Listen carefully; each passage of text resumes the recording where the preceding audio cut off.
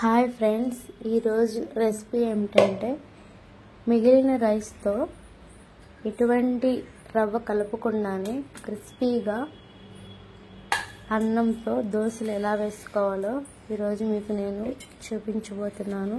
ఈ టిప్స్ కానీ ఫాలో అయితే మీకు పర్ఫెక్ట్గా వస్తాయి. లేదంటే అట్టు తిరగడానికి కానీ వేయడానికి కానీ మీకు కుదరదనమాట. ఇదే విధంగా వేసుకుంటే మీరు వట్టి అన్నంతోనే మీరు దోశలు వేసుకోవచ్చు.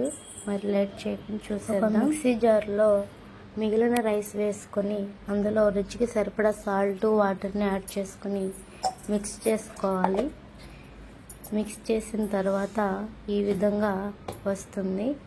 కొంచెం గట్టిగా ఉంటుంది కాబట్టి ఇందులో వాటర్ని యాడ్ చేసుకుంటూ కొంచెం లూజ్ అయ్యే వరకు కలుపుకుంటూ ఉండాలి. చూడండి ఎంత గట్టిగా ఉందో. ఇది మొత్తం ప్రెస్ చేస్తూ వాటర్ని కొద్దిగా కలుపుకుంటూ లూజ్ దనం వచ్చే వరకు కలుపుకోవాలి. నీరు ఎక్కువ పడుతుంది. కొద్దిగానే కలుపుకుంటూ యాడ్ చేసుకుని ఈ జారుడు గుణం వచ్చే వరకు కలుపుకుని పక్కన పెట్టాలి. ఓకే, నెక్స్ట్ గ్యాస్ స్టవ్ వెలిగించి పాన్ పెట్టి పాన్పై కొద్దిగా ఆయిల్ వేసుకుని హీట్ చేసుకొని కొద్దిగా మొత్తం అంతా పాముకోవాలి.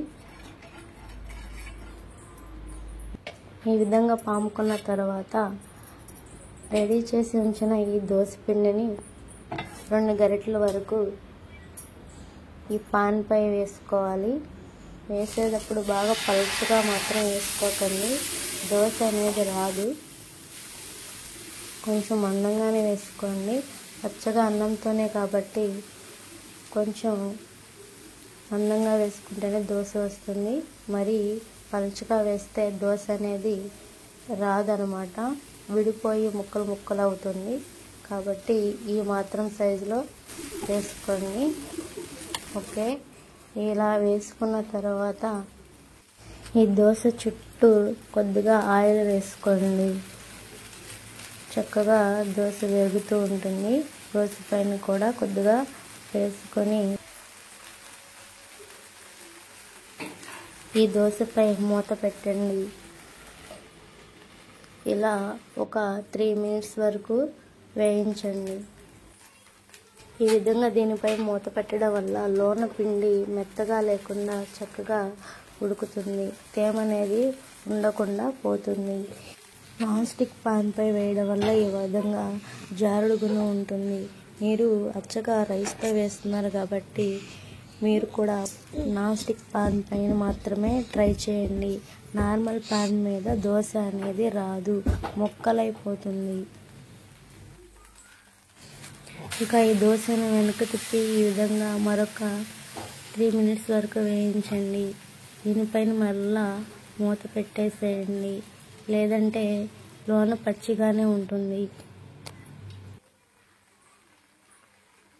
ఈ విధంగా మూత తీసిన తర్వాత దోశ చక్కగా ఎర్రగా వేగుతూ ఉంటుంది.